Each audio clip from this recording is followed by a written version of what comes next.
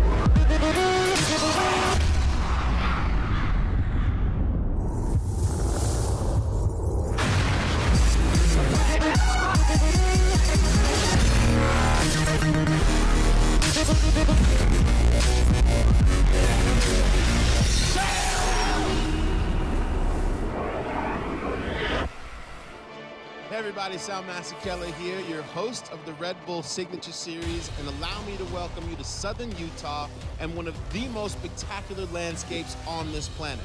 You know, people visit from around the globe here to this part of the southwestern United States to stand in complete awe of this desert topography with its striking red rock formations that are really unrivaled anywhere, and today make it a setting for a competition unlike anywhere in the world. This is the holy grail of freeride mountain biking, and for the past week, riders have meticulously been shaping and manicuring their lines that will allow them to billy goat their way down through these rock cliff bands, across canyon gaps, and over massive man-made features, not only in the hopes of surviving a top-to-bottom run, but also to engineer tricks that were never thought possible on two wheels. These riders looking for their place in freeride mountain bike history. We are set and ready to go for our finals, so I'm going to toss it over to Todd Harris and the freeride legend, Mr. Cam McCall. Thank you, Sal. This is the 10th edition of Red Bull Rampage. Cam, how important is it for the sport to keep evolving the way it has over the last 10 years? Well, it's absolutely amazing to see where it started and where it is now. You look at the first year, everybody's just trying to figure out a way to survive from top to bottom. After year one, it was proven that it was possible, and now you build on that. Each event that they've held ever since, it has progressed double, times two. So exponential progression, and now it's the 10th event, so it's no lie to say that it's progressed tenfold. You've competed in 4 of these events. How prestigious is it just to get an invite here? It's really prestigious to get an invite. That's the first hurdle. It's the proving ground out here, and just to get invited is a big benchmark to accomplish as a mountain biker. But then once you get here, the real challenge is proving yourself and proving to the world that you belong here. Well, the format is simple, Cam. Best of 2 runs. They are scored out of 100. What are the judges looking for? With this being an interpretive contest, the riders get to choose their line. So line choice is definitely the most important judging criteria. And then your favorites, of course, from other contests, speed and fluidity, amplitude, and of course, tricks. Let's check in with the 4th member of our crew. Here's Tina Dixon.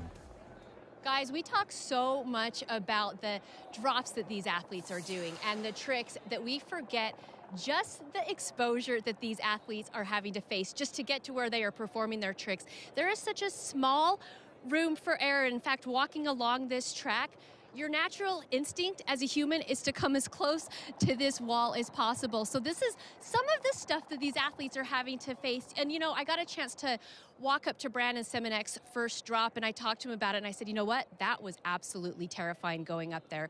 But he pointed out to me, well, from our point of view, it's safer on our bikes, guys. Tina, definitely the bravest member of our crew, and we get things started off at the top here in Virgin, Utah. Ryan Howard, the 27-year-old from Aptos, California, will have the honors of dropping in first. Now, Cam, as we said, you've competed here before.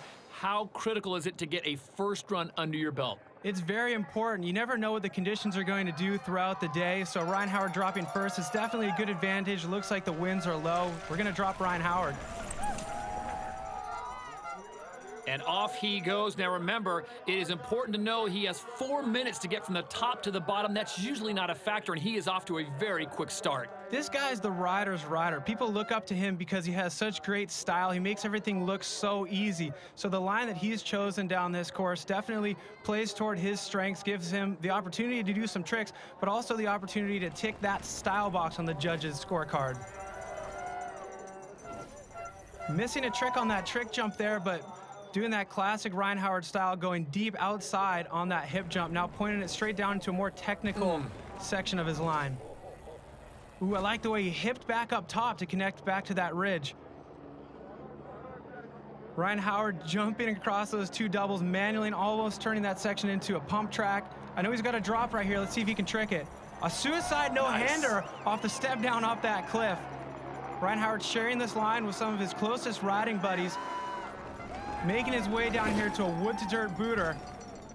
And just carrying a ton of speed. Whoa, huge upside-down corked-out 360 on that wood-to-dirt feature. So Ryan Howard is going to get to the bottom, a full pull and a little style as he comes into the finish corral. Ryan Howard top to bottom, very clean. Nice no-foot can there. 3 tricks in that run, linking it all together with amazing classic Ryan Howard style. We're going to take a look back at this cliff drop, pinching the seat with his knees, taking both hands off, landing low on that transition, definitely getting the trick score as well as the style score. Nobody does a 360 quite like Ryan Howard. And the no-footed can to finish things off, perfect way to start this event. So Ryan Howard, the first man down here in run number 1 at Rampage. The score comes in at a 66.75. That becomes the mark to beat. Well, the riders today have some heavy lines to choose from. Let's take a deeper look in the course preview.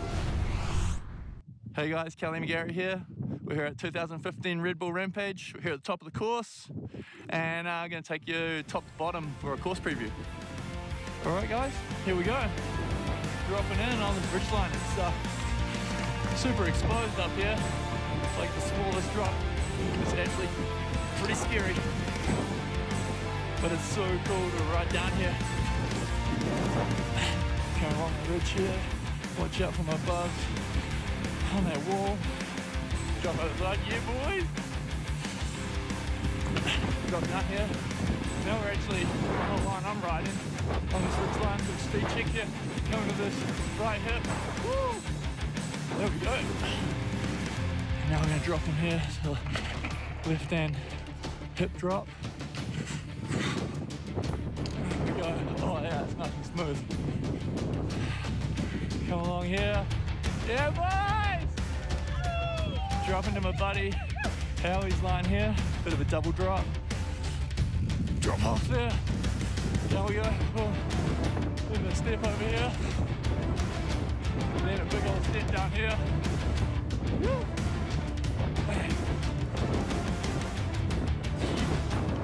Little jump here. Woo. Now remember where to go here. Go left this jump. This last. Step down. Yep. Straight down and finish corral. And that's it. Top to bottom, Red Bull Rampage 2015. Yeah, buddy.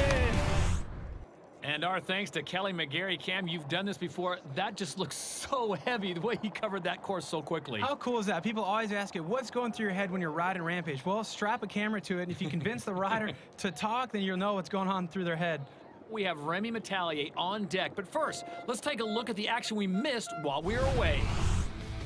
Well, Brendan Fairclough, another crowd favorite, a free racer as they call him. He spends most of the year traveling the World Cup circuit, battling the clocks, but he always makes time for Rampage.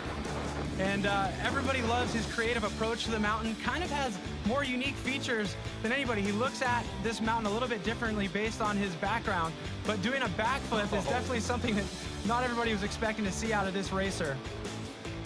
Always good when Brendan shows up. His score on run number 1 is a 77. Now remember, it's 2 runs. We only keep your best scores. We go back to the top of the course here in Virgin, Utah. Get an idea of just how steep it is. Next man set to drop in from Nice, France. This is 24-year-old Remy Metallier. Really cool to see Remy Metallier dropping in right after Brendog, because they're both kind of similar athletes in the sense that they have the racer background and the racer approach, but the way they differentiated themselves out here is by their line choice. Brendog doing something that is very unique, traversing the hill. Remy Metallier decided to go as fast as possible on the middle of the course where you see a lot of other people riding, but riding this section so much faster than everybody else, he's trying to tick that fluidity and style marker on that judge's score sheet. So Remy Metallier on course now, and as he's pointed out by Cam McCall, the speed at which he is working is absolutely amazing. As we went on board with him, you can see just how narrow this course is for him. This guy spends a lot of time in Whistler, BC, the most popular bike park in the world. No stranger to big jumps. Oh. Biggest jump on the course right there, a 75-foot canyon gap. Taking his hands off, pulling himself out of his comfort zone, doing a suicide no-hander off the biggest jump on the course. One last jump for Remy Metallier. Not able to get a trick on that one, but lots of tabletop style on that hip. A smooth one in the bag for Remy Metallier. Well, we saw him suicide that last jump in qualifying. How much is that going to hurt him on his score? Well, it's probably going to hurt him a little bit because the judges know what he was planning on, but now he has something to build off of for that second run. So this is the part of the line where we were looking at his POV footage from before. Right now you can fully enjoy how fast he's going on that steep technical descent. And here's the biggest jump on the course. We talked about that, the canyon gap. Suicide no-hander. Credit to the builders on that one. The landing is so smooth this year. You wouldn't know that he came from so high in the air landing that smooth. Remy Metallier has completed one of his 2 runs here at Rampage. What will the score be? The mark to beat is a 77, and he picks up an 80. So the Frenchman moves into first place. A very impressive run from him, and we'll see what he has in run number 2. This is Sam Reynolds set to drop in on his first run of 2. Now remember, the mark to beat just laid down moments ago by France's Remy Metallier, and now Sam Reynolds from the UK is on course. Sam Reynolds has been making waves in the slopestyle scene for a long, long time, but this year he's kind of been joining up with the Fest Series guys. It's a grassroots group of riders kind of focused on that big bike kind of riding, and it's mainly purpose to have a good time, but it also doubles as a great way to get ready and prepare for Rampage. So Sam Reynolds was able to make it out of the qualifying round yesterday, and he's in the finals. Sam having a great start so far. A little different, a little more meticulous than we saw from Remy, not going quite as fast, but this view, you wouldn't know it because he is absolutely blitzing this ridge line. Well, Sam had his own step down that got him onto that ridge too. Now he's connecting into the run into this canyon gap. A trick rider, let's see what he's got over this huge gap. Oh, goodness. Oh, fully extended Superman over the 75-foot gap. Biggest trick we've ever seen off of that jump this year. So some high risk, high rewards from Sam Reynolds, and there he comes unglued completely and finds the seat. The Sidewinder, a freestyle motocross influence trick. Feet off the side, hands off the bars, running, and a nice stylish tabletop to finish things off. That was a huge run. Unbelievable, Cam. As he comes through, he is absolutely stoked on finishing that one. What a run by Sam Reynolds. I think we may have a new leader. Well, we got to look back at the canyon gap. Here it is. There's that perfect moment right in the middle. Click. Fully extended Superman over the huge gap. Once again, landing so smooth. Builders creating a better landing on that thing this year. You can go a couple bike lengths deep and still land smooth, but this was my favorite part right here. Feet off to the side, running, hands off the bars. It's called the Sidewinder. You don't expect to see it on a mountain bike, and you sure as heck don't expect to see it at Rampage in the middle of a run. So Sam Reynolds really giving the judges something to think about on run number 1 here in Virgin. As the score comes down, it's an 83, and Sam Reynolds has gone into first place. What an amazing run by Sam Reynolds, now the current leader. We're here in Virgin, Utah, celebrating the 10th edition of Rampage. This is a spot of some of the most progressive riders on the planet. Up next, from France, Antoine Bezet. Now, he's got his hands full because a mark was just laid down moments ago by none other than Sam Reynolds. The mark to beat is an 83. That's a tough mark to beat, but seriously, if anybody can do it, this is the guy right here. Antoine Bezet, despite being from France, he spends more time in Virgin, Utah than most of the riders in this field. He loves it out here. He comes out here on his own time to vacation, film video parts, and I've been watching him as he's been building. He's got some great plans set up, and he's just got that look in his eye, knowing that he's got something secret to pull out. Working his way around the back side of the ridge line, and now he will come back into view for the thousands of fans who have made the trek here to watch the very best in Virgin. Oh, he's wasting no time pointing this thing straight down the mountain. That was a big drop right there, getting the technical scorecard filled out. A suicide no-hander drop off of that thing. Oh, front flip! Back up top of the ridge. And he's able to connect into his run, and he's got his own drop into this canyon gap. It's bigger than the other options. Lands that perfectly. It gives him a little bit more speed into the canyon gap. Oh, he flips it! A backflip going so long, but able to hold on. Almost looked like he was overcooking it, Cam, and here he comes down. One more big feature to go. Well, he's got such a deep bag of tricks. Which one will he choose? A double backflip! Oh!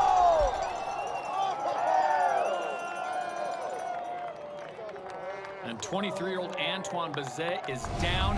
What a fall, but let's talk about this run, Cam. It had a little bit of everything. So many highlights. Let's go back and check them all out. That suicide no-hander drop, and this one really caught me off guard. Front flipping down from the bottom of that little basin, making it back up to the top of the ridge, getting that trick and enabling himself to connect to his unique line into the canyon gap. Of course, in true Antoine Bazet style, flipping the canyon gap. And then this was the highlight. Unfortunately, it ended up being the low light. The double backflip, coming up just inches short and getting bucked down to the flat bottom. And it looks like Antoine's day is done as the medical staff attends to him, but I tell you what, he absolutely went for it. It's so hard to balance out pushing the boundaries but then staying safe. That's the first time anybody's ever tried a double backflip in Rampage competition. Pushing the limits on lines and builds is a definite factor here at Rampage, and something our next rider knows all too well. For more on him, let's check in with Sal. Cam Zink. This guy is one of the biggest madmen in the sport and has provided some of the more iconic moments in the history of Rampage. A 360 off the sender for a win in 2010. He also did a backflip off the same feature in 2013, as well as last year pulling off one of the most maniacal 360 drops ever done on a mountain bike. But as this guy continues to go bigger and bigger each year on his bike, he also has undergone a major life change, as he's now a husband and father. So how does that rider that everyone expects to go bigger and bigger manage to balance that role as a family man? You just need a good woman. You know, behind every good man's a good woman, and I wouldn't be able to do it without Amanda. I'd put her through the ringer. You know, she's been crying on national TV year in, year out.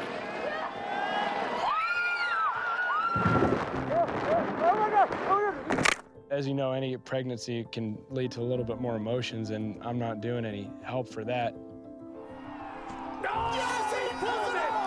With the family, I have an almost 2-year-old daughter, Ayla, and Amanda. We just got married. I think our anniversary was yesterday, our first month anniversary. Any father would know you can't tell anyone about it, you can't explain it, but you're a changed person forever. And you want to just hang out with them and just watch them giggle and smile, and you tell everyone else in the world, but they wouldn't understand. But it still makes it a little harder to ride. You know, it's like you have to coordinate your day and plan it out a lot more, and I have so many other business ventures going on right now. I started a grip company in 2009 called Census. We sell mostly grips, and that gave me the opportunity to bring over YT, it's a successful brand in Europe, who I rode for, over to North America. And my brother and I run the North American franchise. A lot of these athletes out here today, you know, they're still living with their parents, and then you fast forward to, you know, guys like Zink, you know, they have kids, they got a family to support, they got mortgages, you know, they're stepping into businesses. That was a little quick. I still just feel like a kid riding his bike out there, and I'm doing the exact same thing they're doing. I'm trying to find the best line, build the best line, and then win. We're all in the same boat, and kind of funny to think I'm the only dad out there, and Cam McCall's sitting over there, you know, commentating, doing the responsible thing for his family. Mountain biking is my job, but it's still the best job in the world. And like any job, you're gonna hustle as hard as you can to feed your family. I think having children and getting married would maybe slow down most people, but I don't think you can stop Cam Zink. I just want to live up to my potential, and I always try to find something like, I want to do the biggest thing I can, and I found it. Like, I always find it out here. He blows my mind every single Rampage, so I'm definitely looking forward to seeing what he's gonna do, and I don't think he's gonna slow down anytime soon.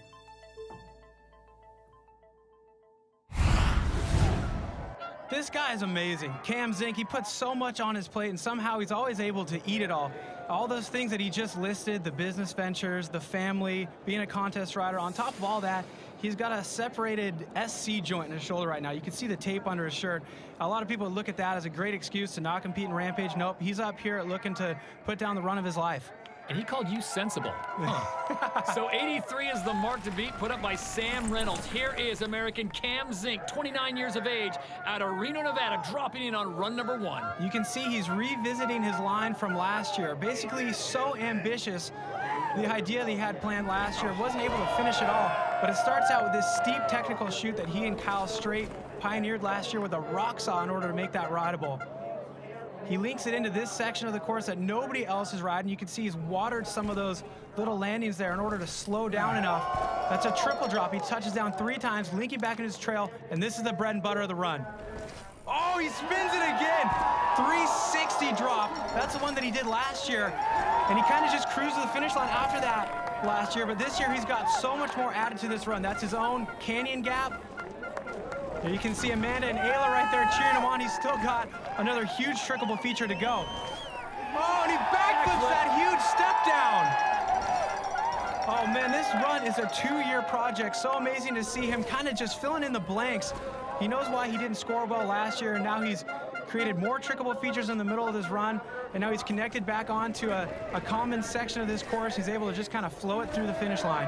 Almost a ride for redemption for Cam Zink as he comes through this time. As you mentioned, a 2-year project, and this time, start to finish, that was clean. It's got to feel amazing to pull that off after 2 years of just dreaming about it. So with his wife and daughter looking on, Cam Zink lays down a beautiful first run here in Virgin. And so many highlights of this run. This replay is gonna view like a highlight reel right there. It's got steep and technical. It's got these drops right here that have to be linked together perfectly. If you overshoot one of them, it derails the entire train. And of course, right here, the 360 drop, the biggest dirt-to-dirt natural terrain 360 drop in the history of mountain biking. He did it twice last year. Now for the 3rd time in a row, stomps it here in 2015. And the icing on the cake this year is this backflip step down. Nobody knew that it was possible to come up with a new trickable step down at the bottom of the course. He found it. Unbelievable run for the young man out of Reno, Nevada, with his wife and daughter looking on. The mark to beat was an 83, and Cam Zink goes 89.25 to go into first place. And he's now standing by with our Tina Dixon. Cam, what a huge run. The top section was already flawless, especially with that 360. How close was that to what you had thought of in your mind? Well, last year I went, there's kind of a knuckle. It's not really casing it. It's just like a little bump in it, and I landed above that last year both times. This year I'm like, I'm going deep. I'm gonna get that greasy landing. Overcooked it a little bit, but the landing's like vert, so it held me on, and tire held on, and I'm like, wait for it to pop, and I'm like, all right, we're good. Made the hip and just started cranking, because the bottom half of my run is kind of a 2-year project, because like last year we only had time to finish the first part, the upper half, and the meat and potatoes, but then the bottom, I got killed for the road last year, you know, for riding along the road. So this year, me and my boys finished that little canyon gap and made a big flip step down, and then almost undercooked that. But yeah, it's so pumped, so pumped. Well, it was packed full. Everyone loved it. What a great run, guys. Thank you, Tina. The mark to beat, 89.25, put up by that man, Cameron Zink. Right now, let's check in with Sal Masekela. The Canyon Gap. It is an ominous presence that looms over this arena. History has been made by those who clear it safely and those who are able to walk away from it in one piece. Tom Van Steenbergen burst onto the scene last year, attempting the first ever front flip over the 70-footer. Unfortunately, Tom got broken off during practice and is going to have to sit out this year's event. However, his brother and first-time Rampage competitor Baz managed to secure that final qualifying spot and make it into the finals. With a little bit of sibling support, the Van Steenbergen brothers hope to prove that they are a force to be reckoned with at this, the biggest event in their sport. Well, I'm very, very proud, you know, that they're both in Rampage. It's just absolutely unbelievable. Tom's been there twice, and now Bas has been invited. Bas is pretty much the one who actually got me into riding. My brother and I have been riding together since we were little, obviously, but we've definitely kind of gotten into different styles of the sport, I guess. I'm more jumpy, slopestyle stuff. 360 downside tail whip. And he races downhill. They're such different characters. They fought a lot. They still fight a lot. I definitely beat you in some BMX races. Well, that's BMX. Yes, I have definitely beaten Bass. No, more than once. Where? In which race? I can't remember. Remember that 4-cross race? Yeah, that's like literally the only one. In Abbotsford. Yeah. No. But biking, they have in common.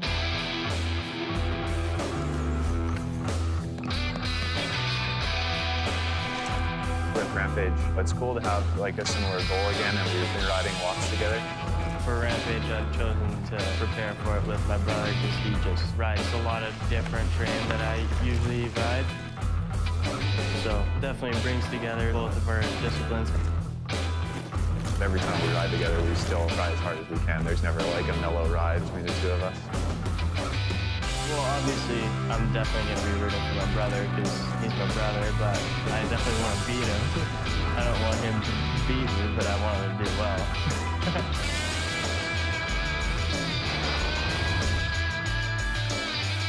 Yeah, getting here, it's definitely a little bit of added pressure, obviously. Started riding here, felt good. Everything went fine until I tried the canyon gap. Get it!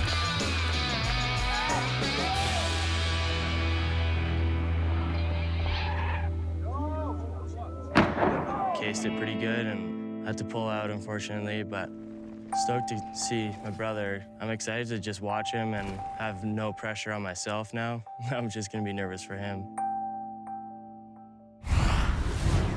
So with his brother Tom unable to go this year, it is all up to Bass representing the family name of Van Steenbergen. Now, the 21-year-old dropping in for his first time here at Rampage. Cam, think back to the first time you came and competed this event. What was it like? Yeah, it can be very overwhelming, but Bass is one of those guys who has a very precise riding style and very calculated as well. So it's great to see him and his brother both coming out here and interpreting this mountain in completely different ways. They represent the yin and yang of the opposite ways to interpret freeride mountain biking. Tom with the crazy tricks and Bass with just the precise style. So as he picks his way through this craggy mountain here in Virgin, Utah, carrying a lot of speed. Remember, the mark to beat is an 89.25 put up by American Cam Zink. So we'll get to enjoy Bass Van Steenbergen's style on this run because he's got a full sequence of hips, slash corners, nose bonks on this run. If he can link it all together, he's definitely going to get a lot of points for fluidity. There we go, nice whip on that hip, coming into a nose bonk. There we go on that floating rock feature that they chiseled out of the side of the mountain. Now this is where he starts manualing and pumping to pick up a ton of speed. He's got a longer gap here than a lot of the other riders who ride this section. Gapping so far with classic Bass Van Steenbergen style, smooth through the finish. You can look up the hill and see his dust trail exactly where he came from. Very technical run for Bass as he makes his way down here in the final for the first time for this young man. Was it big enough? Did it have the wow effect that judges are looking for? Well, it may not have had tricks, but this isn't a slopestyle contest. This is a big mountain freeride contest. Your line choice is very important and your style on that line. So right there, just kind of moving the bike in ways that other riders don't move the bike. You can see a silhouette of this guy and tell that it's Bass Van Steenbergen. That nose bonk right there, also really creative. Things that are going to help him play toward his strengths. So a good first run for Bass Van Steenbergen. His score comes in at a 70.50. That puts him into 5th place for the time being, and he's standing by now with Tina Dixon. And Bass, your first Rampage ever, you said you just wanted to qualify. So what's your impression of riding here in the finals, especially with your brother watching? It's good, for sure. I could hear him screaming on the way down, and yeah, no, it's just a good time. A little less stressful than trying to qualify, so yeah, it's fun. What's your impression of that first run? Watching you ride, you have the style, and the judges definitely reward that. Oh, thank you. Yeah, I don't know. It's a good time riding down that mountain. All All right, well, it was fun to watch. Guys, we'll send it back to you. All right, thank you, Tina. The youth is still in effect here in Virgin, Utah. We go from Bas van Steenbergen at 21 to 22-year-old Brett Reeder, the fellow Canadian. And this guy has ridden his bike all around the world. But again, this becomes the mecca for these guys to come back to Virgin, Utah. So great to see this guy, a world-class athlete out of Ontario, out of all places, competing at Rampage. He's become such a well-rounded mountain biker. And I remember a few years ago riding his first Rampage, feeling like he didn't belong, but right now it's obvious watching him ride down that steep section, going right down the belly of the beast of this course, that he belongs. A 360 drop. So big, high risk, high rewards early for Reeder. Reeder riding a similar line to last year. He did that last year, a flat drop backflip, no lip to help him initiate the rotation there. He's got to get all the way behind the bike. Way more technical than if there's a lip, and another 360 drop. So this is a guy who follows the FMB World Tour, competing mostly on slope style and dirt jump competitions, and he comes out here every year to try to get points for that overall, but also just to push himself as an overall mountain biker. And man, he has evolved so much in the last few years. Having a great run here, and look at this, the last big feature, and he backflips it. Big backflip. He was looking for a combo there. I saw his bars in his lap. He wanted to take the hands off. That's what he did last year, and I know the judges love it if you can get a trick into that backflip, get the variation points, but all in all, top to bottom, he had 2 360 drops, a flat drop backflip, and a flip over the last double. That was a great run. So the Canadian wheels into the finish corral. The big question now for him and the judges, is it enough to take down Cam Zink's 89.25? Look at this view. You can see from his POV footage how incredibly steep it is at the start. He's a fierce competitor. He knows how to strategize, so he has the steep technical stuff, but he also has the tricks that you normally only see on a slopestyle contest. That flat drop backflip, this drop 360, he had 2 of those in that run. So Brett Reeder's score comes in and run number 1 in our 2-run format. It's an 81.50, so that will put him in the top 3 for the time being. Cam Zink continues to lead the way with his family at his side, and 89.25 is the mark to beat.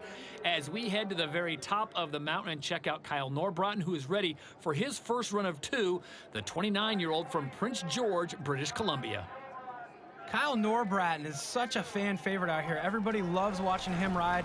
And it was cool seeing Brett Reeder drop in that run. He had 2 360 drops. Kyle Norbraten was actually the first guy to ever do 2 360 drops in the span of 1 Rampage run a few years ago. And that's really what gained him such a huge following. Big drop to start things off for Kyle as he's on course now, picking his way through this area. He's got this thing memorized, but how difficult when you're throwing backflips out there, can you get lost on this mountain? Oh, well, seriously, everything kind of looks the same, so you have to memorize every little bit and piece of this. He's following a similar route that we just saw Brett Reeder ride, except where Brett did that first 3 drop, Kyle Norbraten just did a backflip. I didn't even know he had a kicker placed up there on the mountain, so that definitely is going to surprise the judges and definitely kind of pushing him outside his comfort zone. So now making things a little bit more technical right now with a slow plumb bobber. I think he's got another trickable drop here. He does, a 360 drop. Oh man, both rotating a little bit, throwing up a nice dramatic plume of dust. And just carrying a ton of speed, Cam.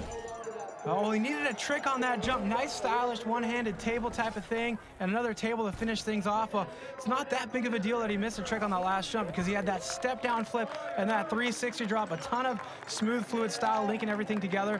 Good job, Norbs. So Kyle Norbraten, a clean pole start to finish on run number 1. This should get him in the top 5. Very technical. He had the big drops there. You see him hugging his buddies. 89.25, though, is the magic number. Well, you got the steep and technical. Check. Linking it into trickable features. Check with that step-down backflip. So blind, I can only imagine he wasn't able to see that landing until he was already on it.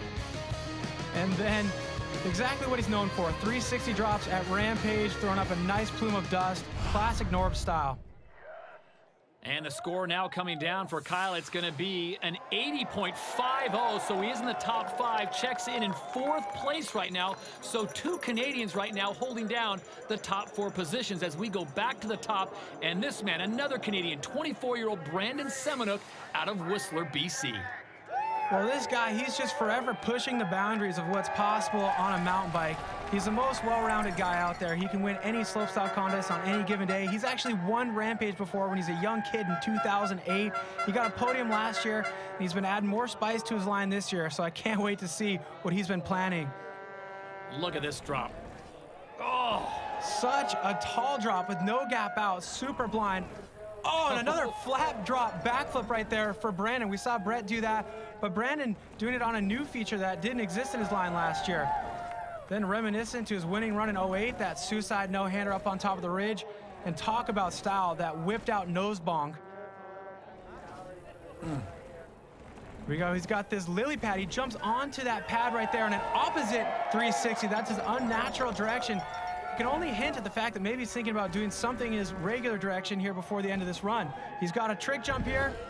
Oh, it's gonna be a backflip, one-footed can on that trick jump, getting a ton of speed, one more hit. Oh! A corked out flat spin 450, his natural direction. Of course, he's such a master of strategizing a run. I knew he was gonna have a natural rotation somewhere before the finish line. There it was, very well balanced run. All the criteria checked and a ton of tricks. Brandon Semenuk from top to bottom, he had a little bit of everything technical. And how about this first huge drop? He's the only one who rides it. It has no gap. You literally can't do a practice run into it because you would fall off the cliff. So it's full commitment all the way. That nose bonk right there, there's gonna be kids trying to imitate that for the next couple years. And of course, the opposite 360. You wouldn't know it's opposite unless you know Brandon because he makes it look so smooth. Backflip one-footed can, taking his foot and putting it over the top of the bike to add in that variation trick. Then here's that natural direction, flat spin 450, 450 degrees of rotation because that jump is hip, landing it perfectly. So Brandon Semenuk's first run is in the books, and the score comes in a 94 even, and Semenuk goes into first place. A huge score. We're into the 90s, a 94. That's gonna be tough to beat. Yeah, and the second rider ever in Rampage history to actually get in the 90s with that 94. And you and your build crew had the opportunity to fine-tune your line with this Rampage. How effective was that for you? Oh, so effective, just because last year was so much to build, and then this year we got to actually go back, build all the things we wanted to do, and like tweak it, make it perfect. And now the line's so rad. Like, it's so much funner, faster, more airs, and it's good stuff. You came down here so pumped up. Just what's your initial reaction to that line? I mean, it's just like so nerve-wracking being at the top of the hill, and just to like stare down it for like an hour, watching your buddies ascend it, it's so nerve-wracking. So like you get to the bottom, you're just like, yes, made it. I'm not at the top of the hill anymore. It's just like, you know, even if you ride the ridge down, it's like it's a relief every time. Well, you did it in a huge score, guys. Thank you, Tina. The bar has been raised to 94. Right now, let's check in with Sal Masekela. Rampage! Rampage! Thank you, Todd. As you can see, we got the greatest fans ever here, just chilling, watching these guys go nuts. You folks at home, who are you fired up about this year? Who's got the craziest line? Why don't you get involved with us, with the people, get in the conversation? You can follow the Red Bull Signature Series on Facebook, Twitter, and Instagram. Plus, you can hit up the hashtag Rampage on social media. Plus, go to RedBullSignatureSeries.com where we have even more exclusive content for you. And if that's not enough, you can download the Red Bull TV app and you can watch this show and every episode from every season. You are welcome. Canada's Brandon Semenuk now holding the top spot with a 94 even. He laid that down just a few moments ago. We have Tomas Janone in the gates ready for his first run. But Cam, let's go back and check out some of the action we missed while we were away. We just saw Pierre-Edouard Ferry. He's actually a rider who's sharing parts of his line with Tomas Janone, our next rider to drop. And this is a guy who's the oldest competitor in the field right now at 34 years of age. A lot of people kind of start slowing down at 34, but Pierre is one of those very precise riders, like we were talking about with Bas van Steenbergen before. He's always putting his bike in exactly the right spot. So to see him flip the razor jump down here at the bottom of the course, it's a huge jump, taking himself outside of his comfort zone a little bit. Good to see.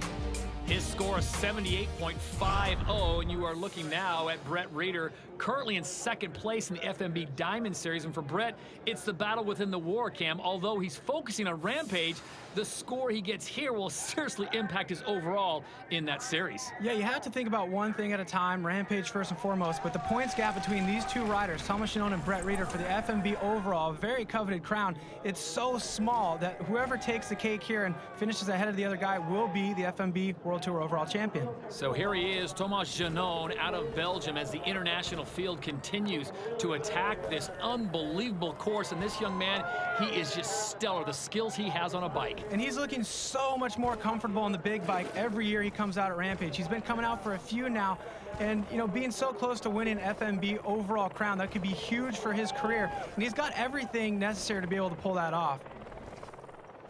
Well, he's coming into a bit. Whoa, he decides to double that step down. He's usually been riding that in 2 stages, touching down twice. We decided to gap the entire thing. Huge amplitude points. And a backflip tuck no-hander with huge extension. That's what put him in the middle of this race for the FMB overall. Huge extension on tricks in the slopestyle world. He's able to adapt that here to the rugged terrain of Rampage. Cam, this has got to be a top 3 run. When he doubled that section that he's been dabbing down in, he absolutely covered some serious elevation in one big chunk. I actually can't believe he did that. At the start of this run, I knew what he had planned because he's been working on this line for a long time. That technical drop right there, pointed straight down the mountain, steep technical. He overshot a little bit on this, but was able to muscle through, focus ahead on the next feature. The suicide no-hander, of course, up top, getting more and more tricks. But here's the amplitude score right here. Doubling this step down. Nobody's ever gone from the top to that bottom landing right there. It's actually a Paul Basagodia feature from last year. And then that backflip tuck no-hander, really finishing this run off on the right foot. So Thomas Chenot waiting for his score to come down. Where will it put him? Remember, it's a 2-run format. We only keep your best score, and run number 1 will be a good one. 91.25. Chenot in second place behind Semenuk, and Cam Zink, the American, is now been bumped into 3rd. Well, the conditions here in Virgin have been great all week, but there's always that threat of the wind picking up, which it often does in the afternoon, as we are back on top of the mountain. This is 29-year-old Paul Basagodia set to drop in on his first run of 2. Well, this guy is such a legend in the sport. He's done so much in the slopestyle world. The first guy to ever win back-to-back Crankworx slopestyle titles. And this is the one event that he still does throughout the year, and he's got a very unique line that he started last year. Nobody's riding this far Riders Right except for Paul Bass. He's got his very own canyon gap, natural double over ravine coming up. Oh, and he backflips it. He wanted to do that so bad last year. Oh, and a 270 to connect back up onto the ridge. I did not expect to see him spin the bike to connect back over here to the ridge. Paul Bass has got a good one here. This is run number 1 from Rampage. He's got the trick so far, the style, the fluidity. What's he gonna do? He's getting a lot of speed into this step down. Going really long on that step down that we just saw Thomas Chenot ride. Oh, out of control. Wow, losing control and falling off that ledge there. A lot of speed, and unfortunately for Paul Bass, he goes down. Accomplishing such a huge long-term personal goal for him, backflipping that canyon gap. I know he's been thinking about it every day since he built that thing last year, and then doing that 270-degree spin to connect back up onto the ridge. He had some manuals up top, and then this, the huge step down, landing even further than Thomas Chenot and getting wrapped up in the bushes right here like a rodeo bull rider trying to just recover and hold on, but he got sent right off that next ledge.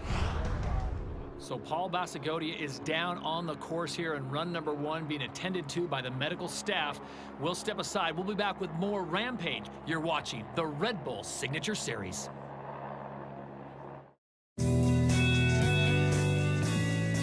Welcome back to Virgin, Utah. This is the Red Bull Signature Series, and you're watching Rampage. Earlier, Paul Bass went down with a serious injury, and for an update on his condition, we check in now with Tina Dixon. Yeah, thanks, Todd. After speaking with officials, here is what we know right now. Paul is conscious, and he is being transported to a local hospital for further evaluations. If I get anything more, I will let you know.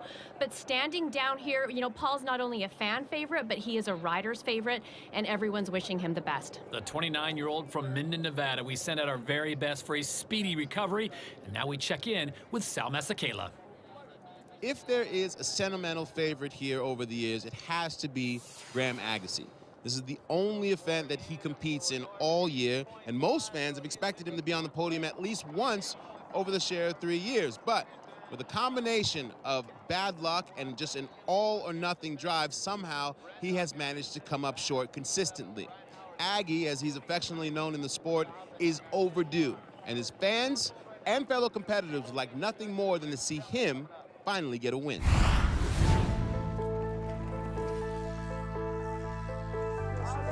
Yeah, boy! Aggie's not really like a contest guy. This is the only contest he really does. Yeah! For me, I think he's really the true free rider, you know? And this place really defines his riding style. Gets that first drop. I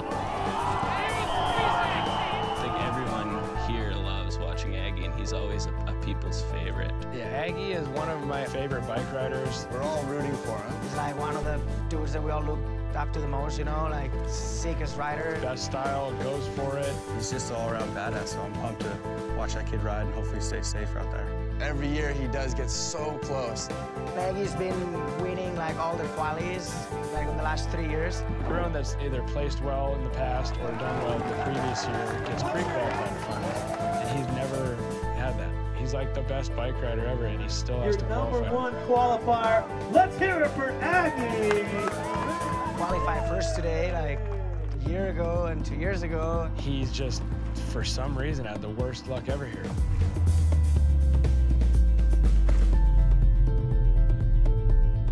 He's been so close, whether it's just left in his front tire or... There's some transfer. Oh, and Aggie goes down on the wall transfer. So close. Or blowing his knee out last year and after qualifying first, and it's been heartbreaking.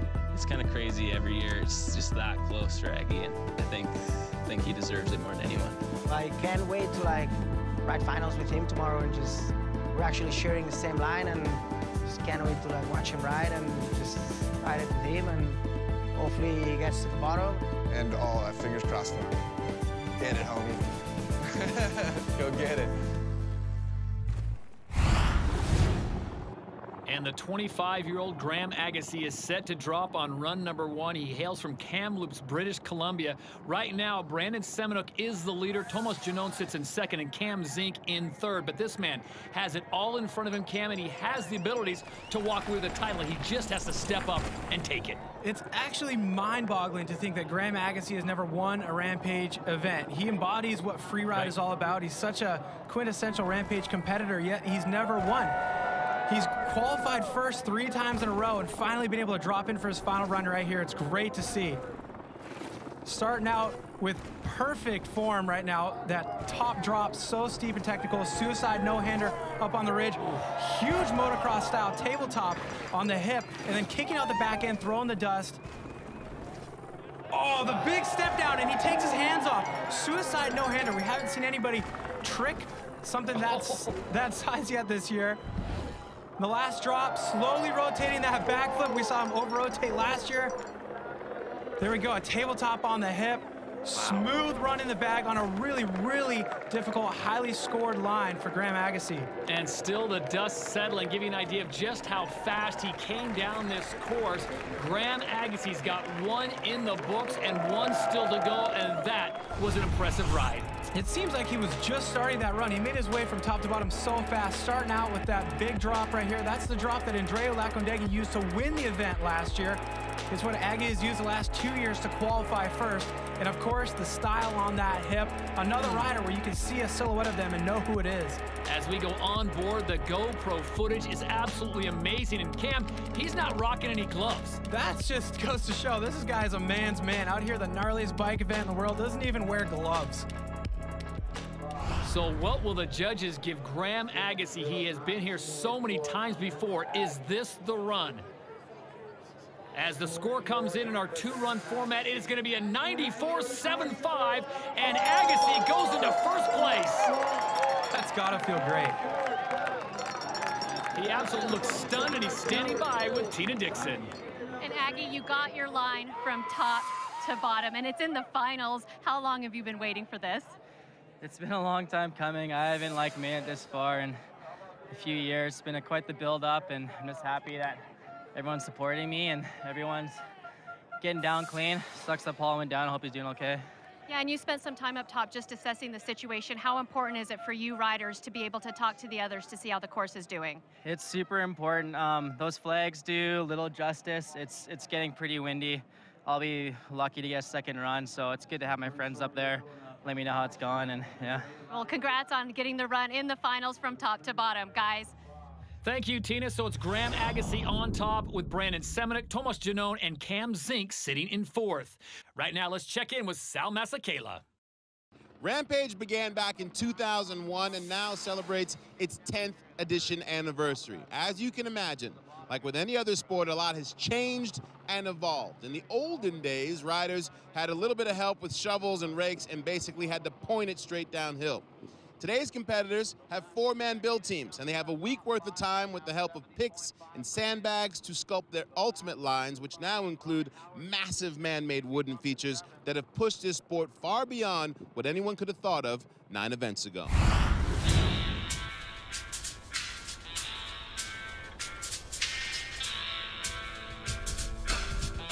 So much effort, man. It's not easy. Not everyone can just build this stuff. You got to be pretty experienced. Yeah, the building is huge. It's almost like 80% of Rampage, I'd say. Somebody was asking me, since I've been to every single one of them, how much is taking change, and it's changed a lot. In the first edition, people were literally just looking at what's already pretty much rideable and scratching a line a little bit with a rake and then just bombing down it. Back in the day, we used to show up, you know, maybe you bring a shovel, maybe you wouldn't. We used to never even think about watering a lip, you know, it was like, that's it, good. A crazy thing happened in 2004. Water fell from the sky, and I feel like everybody went, holy cow, if you add water to this dirt, you can make it do whatever you want. 2008, that was the first year of pre-built features by the event. Nowadays, forced to do more elaborate builds, bring up sandbags, and now everyone has build crews. Now, with the level it is, your dig team is equally as important as your riding. The building has evolved, which has allowed the riding to evolve. It's kind of just been a push and shove between building and riding to progress the sport as a whole. And now in the 10th edition, as you can see, you've got some ridiculous lines. Nobody would be able to even build these lines back then because the techniques didn't exist. It's pretty cool. Everything evolves, and it's kind of fun to see how it changes every year. And a tip of the hat to all the build crews. Cam McCall, you were a part of that as we get a look at our leader right now, Graham Agassi. Yeah, it's crazy how much work goes into it. It's about a week, everybody just shoveling, blowing their backs out, but it's all worth it when your rider stomps their line. Agassi's the leader, followed by Brandon Semenuk, Tomas Janone sitting in third, and this is Kurt Sorgi. The Canadian invasion continues, and I don't know what they're feeding them up north, but these guys all have just wicked skills. Turns out Canadians love big mountains and ride bikes, a lot of suspension underneath them. Now, Kurt Sorgi returning after 2 years of injury. Andrea Lekondegi may technically be the defending champ out here, but Sorgi, last time he dropped in, he won, so he's trying to defend that title. Kurt Sorgi looking for something that many people never get a chance at, and that is a second title at Rampage. Backflip across from rider's left to rider's right of that ridge after coming off that really steep plum drop down to the middle section of the course. Oof. Oh, now Kurt Sorgi putting his stamp on that hip with his interpretation of a motocross whip.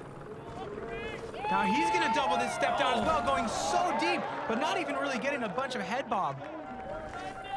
There we go, he's got one last jump to nail a huge trick. Oh, a backflip tuck no-hander with just as much extension as we saw from Tomas Janone. Oh my. Kurt Sorgi, not a slopestyle competitor anymore, more of a big mountain specialist, but with the extension on that flip no-hander, you wouldn't know it. Kurt Sorgi with a fantastic first run from top to bottom. Cam McCall, that run had everything in it. It absolutely had everything. You said it, Todd. It had the tall, steep technical drop at the start, traversing over into the trickable features. You get an onboard view right there of just how vertical that drop is. Coming into this lip, completely blind. He has no idea where he's landing until he comes around from this flip and thankfully sees his landing right there in front of him. And the suicide no-hander up on the ridge. Photographers just snapping off the photos. And he had a bit of a whip to that table, really motocross influenced. And here was the amplitude, going even further than we'd seen before on that thing. No feet slipping off the pedals, but the hands flying off the bars upside down with that backflip tuck no-hander. The landings were clean. Kurt Sorge from top to bottom, very fast. The pace was high. The fans absolutely loved it. What is the score going to be? It's going to be a 96.50, and Kurt Sorge of Canada goes into first. And the leader is standing by with Tina. And Kurt Sorge just took the lead with that run. In fact, you haven't competed at Rampage since your victory in 2012, and to come back and take the lead with that run, how did you approach this? Yeah, it's tough coming back after 2 years, after injuries. You know, I want to be here. I want to ride with the guys and progress with the event and the sport and everyone else. And yeah, I don't know. These guys are all sending it so big and riding so well. Just to try and match their level, I just really have to push myself, and just happy to be down at the bottom. Yeah, and Aggie came up to you when you got here to the bottom. What did he say to you? We're best bros from way back. Just, I love you, man. That was awesome, and I'm just happy that he made it down, and just happy to make it down, and just best of luck to all the riders that got hurt, and just stoked to be down here. Well, and each one of you guys keep stepping it up and improving, so congratulations, guys. All right, thank you, Tina. Kurt Sorge now has set the bar to beat 96.50, and he talked a little bit about the conditions, and everyone's just happy to get to the bottom, Cam. As we know, late in the afternoon here in Utah, the winds can pick up, so that's always an issue. Everyone trying to get one good run in, and this is Kyle Straight, a two-time champion here at Rampage. He won in 2004 when he was a little kid. He won in 2013, right on the left side of your screen there on Venue 2 when he was a manimal. And, you know, he has to use all those strategic techniques that he used to win on 2 separate venues right now. Look at this. The venues change, the sport changes, and so he has a plan set up right now that could get a great score if he can pull it together. Big, steep drops early on for Kyle Straight, the 28-year-old out of Alpine, California. Now he's coming into a new step down right here. He crashed on it in practice. All right, he's been planning a trick. Looks like he's got a C-grab toboggan on that right there.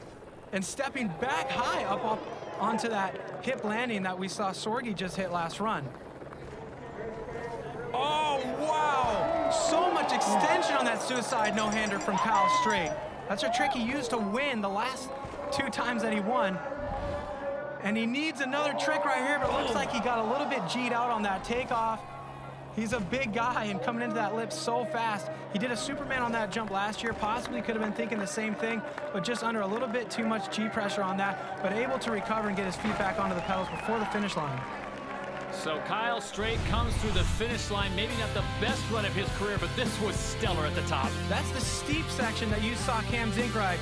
Kyle Straight actually has to corner more riders right to be able to connect to his line. That's his new step-down feature you saw right there. He's getting a toboggan off of that, but nobody does a suicide no-hander off a drop quite as well as Kyle Straight. Muscling through the landing, and definitely that's what Kyle Straight used to win in the past, and he's trying to do it again.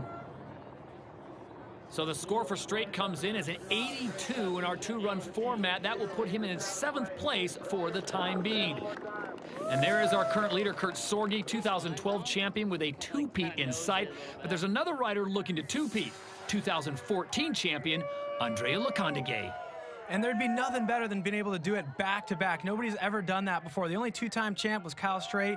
He did it in 04 and 2013, so a big gap in between those 2 wins. So the 28-year-old from Spain is on course, and he's got the mix of everything, though, Cam. He's technical. He doesn't mind the big drops, and look at this way to start. It's true. He spends all year on his downhill bike these days, and it's definitely paid off with his victory last year. He had another year riding the Fest Series, getting comfortable on that big bike, comfortable with the big terrain, and tricking that terrain as well. Wow! Oh, man, a flat spin cork 450 on that hip that most riders are just styling out. And airing out the double. Man, he's almost at the bottom of the course already. It seems like he just started this run. The speed and fluidity is off the charts. Mark to beat a 96.50, and Andrea was after it. Another corked out rotation on that trick jump, and another flip on this hip. He's gone upside down 3 times, and I swear he just left the start gate 3 seconds ago. That might have been the quickest top-to-bottom run we've seen here at Rampage, and the defending champion absolutely smokes the course, but will it be enough to overtake Canada's Kurt Sorge? Well, this run just went by so fast. We got to watch it in slow-mo just to savor the good bits. Coming off that creepy drop, we saw Sorgi ride the same exact line. They partner up on the build crew, get their buddies to help them out. But the thing that we did not see any other rider do was spin that hip. That's exactly the spirit of Rampage. Do a crazy trick on a crazy feature. That's how you get the most points. And if you can do so many tricks on crazy features in the span of just one run, you know, the judges are just going to be blazing through the ink on that paper. Back-to-back backflips for the defending champion. As his score comes down, what will it be? The judges give him a 95.75 for Andreo, so he goes into second place just behind Kurt Sorgi. So back to the top we go. And this will be none other than Canada's Darren Bearclough, the 33-year-old from British Columbia, an absolute legend in the sport. We talk about how it's amazing that Graham Agassi has never won a Rampage title. The same can be said about Darren Bearclough. He's the guy who's pioneered all these new zones since they moved from the original venue, yet he still hasn't won an event. Oh, it looks like he's got some trouble up there on the top bridge. I'm not sure if maybe he just cooked in too fast and missed his connect corner, or maybe he's got some sort of a mechanical. It almost looks like he's kind of looking at his front tire. It looks like maybe he's got a front flat, and there's no way you'd be able to even coast down any line on this course without full air pressure in both your tires. Unfortunately for Darren, his run is done. So after one run, it is Kurt Sorgi on top with a 96.50 ahead of the defending champion. Look at Graham Agassi checking into third, and Cam Zink still in the hunt, sitting in sixth place. Well, the riders today have been pushing the boundaries, and we've seen some massive crashes. Let's throw it down to Tina, who's with Nikolai Rogatkin, to talk about his experience in qualifying. And Nikolai, it was one of the biggest crashes that we have ever seen here at Rampage, and we're just so happy to see you up and better, and you even got back up on your bike, but give us your perspective. Oh, it was absolutely the craziest crash I've ever experienced. You know, tumbling down that cliff, I couldn't stop myself, and, you know, I was just waiting to go unconscious, but I stopped finally and got up, checked if my bike was okay, and put my helmet back on. Got the okay from the judges to drop, not really the okay from the medics, but went anyway and finished my run, so. And you surprised a lot of people by not only getting up, but even hitting that canyon gap. What surprises have you seen today? Because there's been some riding that has blown people's minds. Oh, today has been absolutely chaotic, you know. It's giving me the chills to watch these guys do the stuff that they do. It's absolutely insane, the craziest riding I've ever seen for sure. So I'm glad to be alive after that crash and here watching this chaos unfold. Yeah, well, thanks for spending some time with us. Guys, a lot more riding left to go. We'll send it back to you. Thank you, Tina. Cam, in all your years, have you ever seen a fall like that? I agree with Tina. I think that's the most dramatic looking crash I've ever seen in the history of Rampage. To see him get back up, we never want to see somebody go down, but to see him finish his run, that was extraordinary. Back to the top of the mountain. Next up, Mr. Fairclough set to drop in here on run number 2. But while we were away, we had Ryan Howard drop in for his second and final run. He had a couple things that he could have improved on this run. He wanted to trick that first jump in his line, but kind of able to add a little bit more flair on that dump 360 on the last jump, going a little bit more cork than he even had on the first run. Wasn't able to improve his score in the second run, so he'll be sticking with that run 1 score. 66.75. Remy Metallier of France also dropping on run 2. Remy Metallier once again blitzed from top to bottom, riding all these sections faster than anybody else on the course.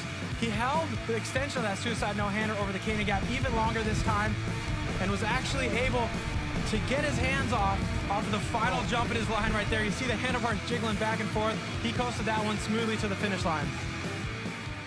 And he does improve 82.50, so he cracks the top 10, and we are set to go. Brendan Fairclough, run number 1, he got a 77 even. Now, we've talked about the conditions here, and all the riders have mentioned the wind picking up just a little bit, and that is something the organizers will keep an eye on. You're never guaranteed to get 2 runs. That's what the format says, but you're out here in the middle of the desert. You never know what the weather's going to do, so you really have to send it in run 1, hoping that you can get an opportunity to improve it. Brendog right here is lucky enough to get an opportunity to try to improve his score. He had a couple things in his run 1 that he could probably try to make a little bit better. So you really unique line, starting from all the way riders right, making his way all the way riders left, doing a lot of traversing on unique features that he's the only one who rides. Seeing that left-hand berm there, this is his lily pad feature. He flips it again. Yep. Oh, even smoother this time. Doesn't have to put a foot down to get back on track. Snaking his way through the fans there on the side of the mountain, and one of the big drops here as he works his way over on this very precarious line. You know, a lot of riders, to get over on this section of the hill, they ride the ridge. He has his own unique line in the guts just to be able to get over here. Only rider hitting this GoPro step down. Nice style off that, a little bit of manual.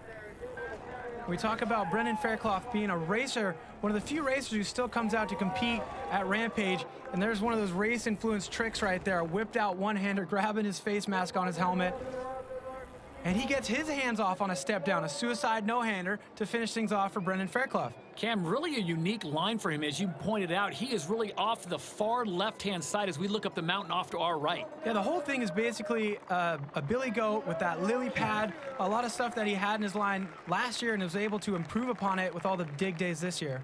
2 safe runs complete. Remember, his first run score was a 77, but we only keep your best score. I think this one is going to be better. So here's that lily pad. He jumps across the canyon gap, only touches down for a second, across another canyon gap, and he flips that second gap. His first run, he put a foot down. He was able to iron out the kinks there, leaving both feet on the pedals. Here we go. One-hander, it looked like, off of that step down. And grabbing the face mask, just kind of like acting like a moto guy, getting the tear off, pulled off. Classic Brendan Fairclough style. And his second run score, it will be an improvement, an 85.50, so he jumps up into 7th place, and his day is done as we look up towards the top, and there you see the telltale sign. That is not something these guys want to see. The flags are really starting to fly in the wind. Sam Reynolds is in the gate and ready to go, and he's going to make a run of this thing, but with an 83, he's in a pretty good position right now, currently in 8th. He rode that first run so confidently for a rookie in Rampage competition. He's been spending so much time on the big bike this year, and his confidence in a questionable scenario, doing a trick that you wouldn't normally see on a mountain bike or in Rampage, he's not really being affected by those flags right now, because you can see he's still got confidence on his bike, but I'm wondering, will he try those same tricks now that the flags have a little bit more movement to them? So the wind really picking up here as he launches off here and is able to put it to the wheels. Well, he's adding new tricks that he didn't have in his first run. He's flipping his own jump, a step down that connects onto Ridge 2 right there, and making his way into the canyon gap once again.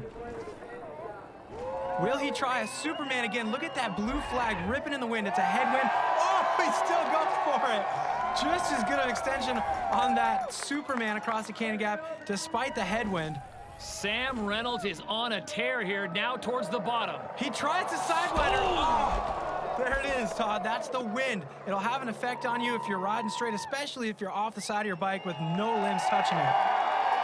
A great sign to see Sam Reynolds up. He makes it all the way to the bottom third section of this course on run number 2. And despite the wind camo call, he absolutely went for it. The confidence to try those tricks, knowing that the flags are howling, it's absolutely amazing, especially for a Rampage rookie. There's that step down flip. He's really got to control his speed because he's going straight down the mountain once he lands. That Superman, just as big of extension in the wind as it was in his first run, but here's where it all went wrong. The no-fitted can no-hander, we call it the sidewinder. He landed without his bike. Still a lot of style in that crash, but not the kind of style the judges reward. Unfortunate for him, his day is done, so he will stick with the 83 that he picked up in run number 1. Well, the stakes and the winner picking up this afternoon here in Virgin. Let's check in with Tina Dixon, who's standing by with Cam Zink. And we just got word that Cam Zink will not be taking a second run. Cam, what is behind that decision? Kind of did all I can, we show up, we build a line, we put our heart into it and countless hours, and then I rode it, and that's kind of a win in our book, just to get able to accomplish that, because you lay out your own course, and it was nerve-wracking, and then the burliest line I've ever ridden, and come down and then see your boys coming through and just knocking you down the ticker, and they're all apologizing, saying like, I'm sorry, and it's like, it's not your fault, guys. So it's not worth it to try to gain. They're not liking what I'm doing today, so it wouldn't be worth it for 5th or maybe 4th, so it is what it is. So there's some strategy in play, obviously. Yeah, you lay out the best run you can. You think you can't pick what they're judging, but they seem to be really, really liking that ridge, that's the winning ridge, and for originality's sake, I think should get a little higher score, but it's in the judges' hands, and I did all I can, and happy to be down in one piece, hanging out with my wife and my daughter. And you had such an impressive line, and it's always so much fun to see you outride. Enjoy the time with the family. Thanks for speaking with us. Thank you very much. Have a good one. Okay, guys. Thank you, Tina, and thank you, Cam. And Cam McCall, does he make the right decision? I think he's making the perfect decision, actually. He did exactly what he set out to do, and the only thing he doesn't have control over is what the judges decide to do with that score. And, you know, he did his job today. He can feel good about that.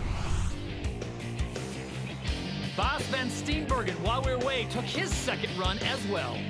Bas definitely adding a little bit more to this line.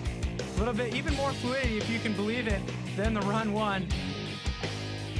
Off of those drops and that long gap that he has at the bottom that nobody else even has the ability to get the speed for, putting that down. He gets an identical score in run number 2, a 70.50. Brett Reeder also taking his second run. Well, a lot on the line for Brett Reeder here. He needed to beat Thomas Chenon's score, and he had a great plan of how to do that. He had the 360, he had the flat drop backflip, and then he needed to get the opposite 360 off the last drop. Unfortunately, spinning his opposite direction, came up a little bit weird on the rotation, a little bit sideways, slid out. It's not going to be his day. And that score, the 51.75, doesn't help his cause either. And it also doesn't help the war. Rampage is the battle, but he's trying to get that FMB overall. He doesn't beat Thomas Chenon's score, so Thomas Chenon will be the FMB World Tour overall winner. So Brandon Semenuk now set to drop in, business at hand, his second run. He's sitting on a 94, which has him currently in 4th. And Kurt Sorge sitting above him in that 96.5 score, sitting in 1st place. In any freeride mountain bike competition, if you're sitting in the hot seat and Brandon Semenuk still has a run to go, you cannot feel confident that you can still win the event.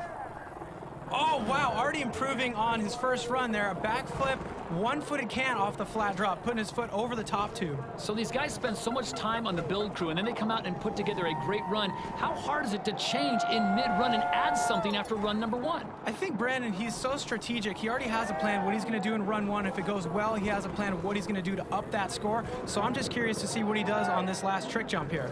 So working possibly on a plan B is Brandon Semenuk, and his plan B is better than most anyone else's plan A. The score he wants to beat is a 96.50. Well, there's the jump that matters most, and he gets a backflip one-footed can again. Looked like he was going for something more, possibly trying to take his hands off after putting his foot over the top tube, getting that corked out flat spin 450 on the last jump. He improved his score by doing that flat drop one-footed can backflip, but I think he needed a little bit more on that last double. 94 is the score that Brandon Semenuk has in run number 1. Looking for much more. In our 2 run, we only keep the best score. Smooth yet again off this start drop. Once again, he's the only one who's riding that drop. And right here, the flat drop backflip, no lip to help him get behind the bike. He does the one-footed can. Once again, on the double jump, a backflip one-footed can. Looked like he put his bars in his lap trying to take the hands off. They just didn't come off. But another smooth flat spin 450 on this thing. And he will up his score on this. It may not be enough to move his position, though. So in the 2-run format where we only keep your best score, Brandon Semenuk's day is done. He picks up a 94.25 on run number 2, but it's only good enough to put him into 4th place. So with only a handful of riders remaining, the wind conditions are not looking good. The wind's certainly picking up. Currently in 3rd, it's Graham Agassi. Andrea Lecondigué sits in 2nd place, and our current overall leader, Kurt Sorge, holding the top spot to beat with a 96.50. In our 10th edition here in Virgin, Utah, there are only a few riders remaining, and the crowds here are set to see us crown a new champion. As we head back up to the top of the hill, this is Pierre-Edouard Ferry of France set to drop in. Now, his first run score, Cam, was solid, a 78.50, but the wind is certainly picking up. Yeah, I'm having a hard time even imagining him riding this line any smoother than he did in his first run. His first run was so good. Now, on an optimistic way of looking at it, you got more wind here. That's not good for anybody, but he's a rider who kicks up such a huge trail of dust. It looks so cool, and when the wind's picking up that dust, you know, it's not going to be easier to ride out here, but it sure is going to look way cool. Suicide no-hander making his way across from left to right of that ridge. And he's playing up the wind right now. He's kicking his back end out, throwing up the plumes, knowing how cool it looks for everybody watching. Here's a really technical descent on his line right now. He's touching down 1, 2, 3, and 4 times. He's got to monitor his speed, because if he overclears any one of those, he's going all the way to the bottom. So the oldest rider in today's competition at 34, out of France, Ferry making his way down this big feature, and he still goes for the backflip. Another perfectly timed rotation on flipping that jump, carrying so much speed, able to make it all the way to the landing on that hip. Some riders coming up short, not Pierre-Edouard Ferry. Very precise, able to carry the speed, pump the back end of the bike, make it all the way down to the finish line, pull the air brake with style. And he is stoked. He had a 78.50. What do you think, Cam? This has got to be better. You know, I said at the top of this run, I couldn't imagine him improving the score, but he rode that with so much more conviction. I feel like it's totally possible that he may improve that. Looking for a 96.51. That would put him out in front as the judges come together and get their score for Pierre-Edouard Ferry, and it comes in as an 81.75, so an improvement, but not enough to crack the top 10. And now the pace picking up, riders getting in position. If there is a break in the wind, they are going to send them, and it looks like Darren Bearclaw is going to drop on that second run. Remember, he did not finish his first run, had some kind of mechanical, but the young man set to drop in from Canada. He's saying, I didn't come all this way to Virgin, Utah not to get a full pull. This is what makes Darren Bearclaw Darren Bearclaw. He epitomizes big mountain free riding. He had his movie, Where the Trail Ends, where he went all over the world trying to find new big mountain zones. And when you're filming, sometimes you're in this crazy zone. You just have to drop because the light's good and the camera's there. So even though it's windy right here, he's the one guy to step up and say, hey, you know what? I've got my line ready. I know it's not ideal. I'm going to drop in. And there are sections on the course where the wind isn't as bad. Obviously, the ridgeline is much worse. Yeah, when you're facing different directions, a side wind is the worst, a headwind is second worst, a tailwind is a little bit not as bad as both of those because you can just use your brakes to monitor a little bit. But he's going all over this mountain, so he's going to experience the wind from all different directions. And how about that seat? If you're a fan here and willing to make the hike, you get up and close and personal. And look at this, Darren Bearclaw absolutely scorching through the desert. Good size step down leading into this final road gap. He stomps the road gap. I know he was planning a trick on that, but with the wind, sometimes you got to alter your plan a little bit. A tabletop on the quarter pipe, waving the crowd. That was a good, solid run, especially in these conditions for Darren Bearclaw. So he does get a full pull from top to bottom. Run number 1, he did not finish, but here he is in the 2-run format. Will he keep your best score? And this is going to be a solid score for Darren.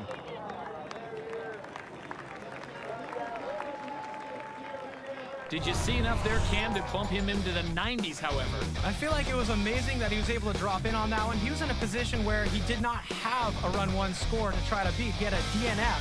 So all he needed to do is make it from top to bottom, try to salvage this. And the bigger picture of this whole competition is that next year, they base the qualifying automatics off of your placing from the prior year. So even if he can't execute his plan as ideally as he wants to with all the tricks, he still can hopefully finish in the top 12. So Darren possibly looking to 2016, which would be the 11th edition of Rampage presented by GoPro. The score comes in at 87, so Darren does get himself a top 10 position here in Virgin, Utah. The wind still is blustery on top of the starting area. And here's the situation, Cam. You've got 2 guys in podium positions that are thinking maybe now is not the time to drop for run 2. Aggie and Andreu have found themselves in a very interesting predicament. They're up here sitting in podium position already, which means a lot because at the end of the day, all you have control over is executing your line. You don't have control over how the judges perceive that run. So to sit in a podium position, that's the goal for everybody. Now to risk everything, you know, life and limb, to try to better an already, you know, seemingly perfect run, I'm not sure if it's worth it for these guys. Graham Agassi and Andrea Lecondeguet up on top of the start house, and it is official. They will not take their second runs, which means Kurt Sorge is your champion in 2015. That has to feel absolutely amazing for Kurt Sorge. I know after 2 years with 2 different broken legs, missing the last 2 rampages, he's coming into this thing going, do I still belong? The entire mountain's tracked out. It's a new venue. He didn't know where he fit in, but he found a line. He won the event. So a Canadian reigns supreme in Southern Utah in the 10th edition. It is Kurt Sorge picking up his second victory at Rampage. Lecondeguet gets second, Graham Agassi in third. Good run for Seminic Janone, and Cam Zink rounds out the top 6. What a day here in Utah, but in the end, Mother Nature had the final say as we send it down to Tina Dixon, who's with our champion. And Kurt, you put everything in that first run and it paid off, but last year you weren't even able to ride this mountain. So what did you think when you first saw this venue? It's gnarly, especially the middle ridge where we ended up going. All the boys had such gnarly lines, and it showed. Everyone's super tight. Everyone nailed their run really good, and like I'm just stoked to make it down and be able to ride with those guys and be a part of it this year. Well, and your last win here was in 2012, the last time you actually rode, and since then you've had your injuries, you've had your time on the couch. So to come back and win, what does this represent to you? I just can't believe it. I don't know, I try and work hard, and I'm just stoked it paid off, and yeah, I just can't believe it still. Yeah, it feels like a dream. Yeah, well, you need a couple days to let it sit in, I'm sure. Congratulations, guys. Thank you, Tina. What an amazing job by Kurt Sorge and the rest of the athletes here at Rampage. We saw some incredible boundary-pushing action today. And let's take a look at our Red Bull signature moment. There have been so many amazing lines built here at Rampage, but perhaps the most ambitious is Cam Zink's. So ambitious, in fact, it took 2 years to complete. He started last year, but ran out of time to connect the bottom portion. This year, his build crew worked tirelessly to finish the lower features and give the line 2 of the most impressive moves of the day. Not only is his huge natural 360 drop the biggest in the sport's history, but Zink manages to keep his speed right into the hip, through the canyon gap, and into the massive step down where he added a backflip. This year's Red Bull signature moment goes not only to Cam Zink, but his entire build crew for creating one of the most impressive lines in mountain bike history. Congratulations to Cam and company.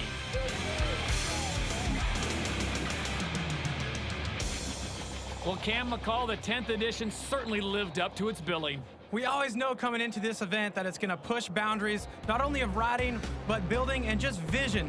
The foresight to create these lines that are going to push what we know as freeride mountain biking into the next generation. It's going to impact what we see next year, and we're on to a new chapter. And we can't wait for 2016, and with that, we check in with Sal. Thank you, Todd. An incredible day here from the edge of the magnificent Zion National Park near Virgin, Utah. And thank you, fans, for hanging out with us. We had big expectations for Red Bull Rampage, and we certainly over-delivered. Rampage truly awe-inspiring, both in this incredible setting and what these athletes are able to do as they make their way down this course. Congratulations to our winner once again, Kurt Sorge, his second Rampage win, and to the happy guy, Andreu Lecondiguier and Graham Agassi for rounding out the podium, and a shout out to Thomas Janon for winning the 2015 FMB Diamond Series title. We will see you next year.